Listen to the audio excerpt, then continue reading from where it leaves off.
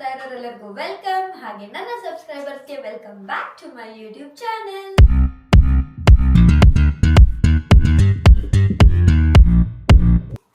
So ನಾನು ಇವಾಗ ಎರ್ಲಾಂಗನಲ್ಲಿದ್ದೀನಿ. ಇಲ್ಲಿ ನಾನು ನನ್ನ ಫ್ರೆಂಡ್ ಅವ್ರ ಅಮ್ಮನ ಮೀಟ್ ಮಾಡೋದಕ್ಕೆ ಅಂತ ಹೇಳಿ ಬಂದಿದ್ದೀನಿ. ಇದ್ರದ್ದು ಅಂದ್ರೆ ನೀವು ಸ್ಟೂಡೆಂಟ್ ಆಗಿ ಇದ್ಕೊಂಡು ಇಲ್ಲಿ ಪೇರೆಂಟ್ಸ್ ನ ಹೇಗೆ ಕರ್ಸ್ಕೋಬಹುದು, ಹಾಗೆ ಇಲ್ಲಿ ಅವ್ರು ಬಂದಾಗ ಅವ್ರ ಟ್ರಿಪ್ ಎಲ್ಲ ಹೇಗಾಗಿತ್ತು ಅನ್ನೋದನ್ನ ನಾನು ಸದ್ಯದ್ರಲ್ಲೇ ವಿಡಿಯೋ ಅಪ್ಲೋಡ್ ಮಾಡ್ತೀನಿ.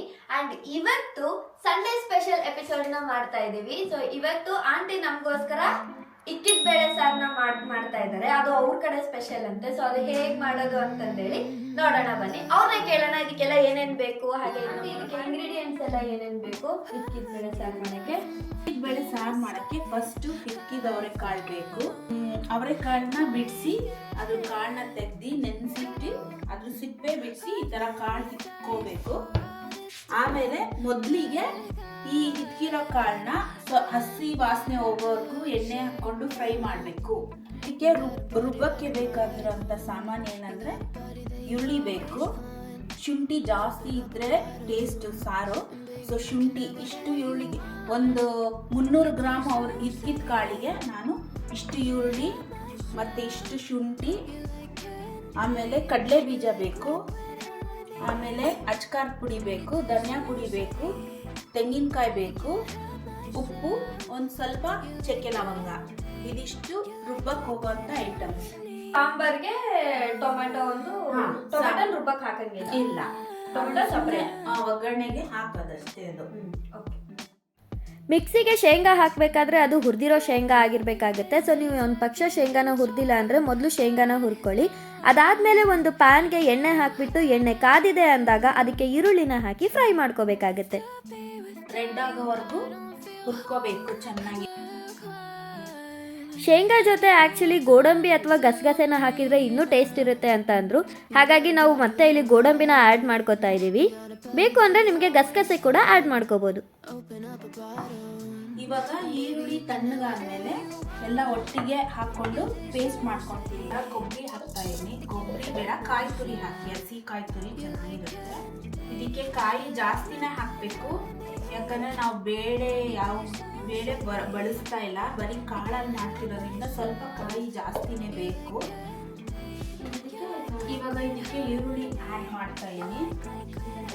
ಈರುಳ್ಳಿ ಹಾಕಾದ ನಂತರ ನಾನು ಶುಂಠಿ ಆ್ಯಡ್ ಮಾಡ್ತಾ ಇದ್ದೀನಿ. ಅದಕ್ಕೆ ಸಾರಿಗೆ ಶುಂಠಿನೇ ಮೇನು. ಸೊ ನೀವು ಶುಂಠಿ ಎಷ್ಟು ಹಾಕ್ತಿರೋ ಅಷ್ಟು ಚೆನ್ನಾಗಿ ಅಲ್ವಾ?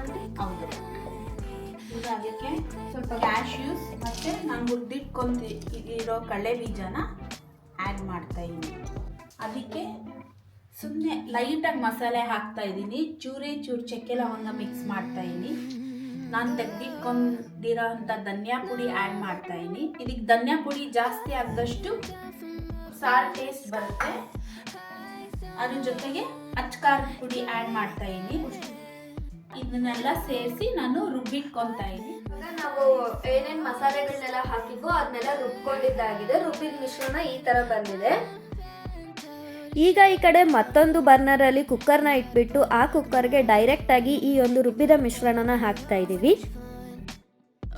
ಆಮೇಲೆ ಈ ಒಂದು ರುಬ್ಬಿದ ಮಿಶ್ರಣಕ್ಕೆ ಹಿಂಗಿನ ಒಗ್ಗರಣೆನ ಹಾಕಬೇಕಾಗತ್ತೆ. ಅದೇ ಸೇಮ್ ಒಂದು ಪ್ಯಾನ್ನಲ್ಲಿ ಎಣ್ಣೆ, ಸಾಸಿವೆ ಮತ್ತು ಹಿಂಗನ್ನ ಹಾಕಿ ಆ ಒಂದು ಒಗ್ಗರಣೆನ ಇದಕ್ಕೆ ಹಾಕ್ಕೊಂಡಿದ್ದೀವಿ. ಅದಕ್ಕೆ ಈ ಕಟ್ ಮಾಡ್ಕೊಂಡಿರೋಂಥ ಟೊಮೆಟೊ ಕೂಡ ಆ್ಯಡ್ ಮಾಡ್ತಾ ಇದ್ದೀವಿ. ಈಗ ನಂತರ ಈ ಹುರಿದಿಟ್ಕೊಂಡಿರೋಂಥ ಅವರೆಕಾಳು, ಹಿಕ್ಕಿದ ಅವರೆಕಾಳನ್ನ ಈ ಮಸಾಲೆ ಒಳಗೆ ಆ್ಯಡ್ ಮಾಡ್ತಾ ಇದ್ದೀನಿ. ಇದು ಒಂದು ಕೂಗು ಬರ್ಸ್ಬಿಟ್ರೆ ನಿಮಗೆ ಅದ್ರದ್ದು ಫ್ಲೇವರ್ ಹಿಡಿದು ಸಾಂಬಾರು ತುಂಬಾ ಟೇಸ್ಟಿಯಾಗಿ ಬರುತ್ತೆ. ನಾನು ಇದಕ್ಕೆ ಫೈನಲಿ ಉಪ್ಪನ್ನ ಆ್ಯಡ್ ಮಾಡ್ತಾ ಇದ್ದೀನಿ. ನೀವು ಎಷ್ಟು ನಿಮಗೆ ಉಪ್ಪು ಬೇಕೋ ನೋಡಿ ಆ್ಯಡ್ ಮಾಡ್ಕೊಳ್ಳಿ. ಇದು ಯಾವ ಸೈಡ್ ಆಂಟಿ ಸಾಂಬಾರು?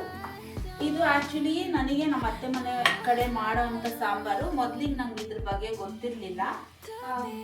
ಬಟ್ ಇಲ್ಲಿ ನಾನು ನಮ್ಮ ಅತ್ತೆ ಮನೆಗೆ ಬಂದಮೇಲೆ ಅವ್ರ ಕಡೆ ಇದು ಫೇಮಸ್ ಸಾಂಬಾರು. ಸೀಸನಲ್ ಫುಡ್ ಥರ ಇದು. ಅವರೆಕಾಳು ಸೀಸನ್ ಯಾವಾಗ ಬರುತ್ತೆ ಅದರಲ್ಲಿ ಈ ಥರ ಸಾಂಬಾರು ದಿನ ಮನೆಯಲ್ಲಿ ನಡೀತಿರುತ್ತೆ. ಇದಕ್ಕೆ ಕಾಂಬಿನೇಷನ್ ಆಗಿ ನೀವು ಏನೇನೆಲ್ಲ ಪೂರಿ, ಚಪಾತಿ, ದೋಸೆ, ಇಡ್ಲಿ ಯಾವುದೇ ಥರ ಐಟಮ್ಗೂ ಇದು ಸೆಟ್ ಆಗುತ್ತೆ ವಿತ್ ರೈಸ್. With rice. ಹಾ. ರೈಸ್ ಪೂರಿ ನೀವು ಯಾವ್ದನ್ ಬೇಕಾದ್ರೂ ಇದಕ್ಕೆ ಕಾಂಬಿನೇಷನ್ ಆಗಿ ತಿನ್ಬೋದು, ತುಂಬಾ ಚೆನ್ನಾಗಿರುತ್ತೆ. ಸೊ ಇವಾಗ ಕುಕ್ಕರ್ ಅಲ್ಲಿ ಇದನ್ನ 1 ವಿಸಲ್ ಕೂಗ್ಸಿದ್ರೆ ಇದ್ಕಿದ್ ಬೇಳೆ ಸಾರು ರೆಡಿ ಆಗುತ್ತೆ. ಇದ್ಕಿದ್ ಬೇಳೆ ಸಾರು ಹೀಗಿತ್ತು. ನಿಮ್ಗೆ ಈ ವಿಡಿಯೋ ಇಷ್ಟ ಆಯ್ತು ಅಂತ ಅನ್ಕೊಂಡಿದೀನಿ, ಹಾಗೆ ನೀವು ಇದನ್ನ ಟ್ರೈ ಮಾಡ್ತೀರಾ ಅಂತ ಭಾವಿಸ್ತಾ ಇದ್ದೀನಿ. ಸೊ ನೆಕ್ಸ್ಟ್ ವಿಡಿಯೋನಲ್ಲಿ, ನೆಕ್ಸ್ಟ್ ಸಂಡೇ ಸ್ಪೆಷಲ್ ವಿಡಿಯೋನಲ್ಲಿ ಸಿಗುವ. ಈ ವಿಡಿಯೋ ನಿಮ್ಗೆ ಇಷ್ಟ ಆದ್ರೆ ಏನ್ ಮಾಡ್ಬೇಕು ಅಂತ ಗೊತ್ತಲ್ಲ? Yes, do like, share and subscribe to my channel and I'll see you guys in my next vlog. Bye.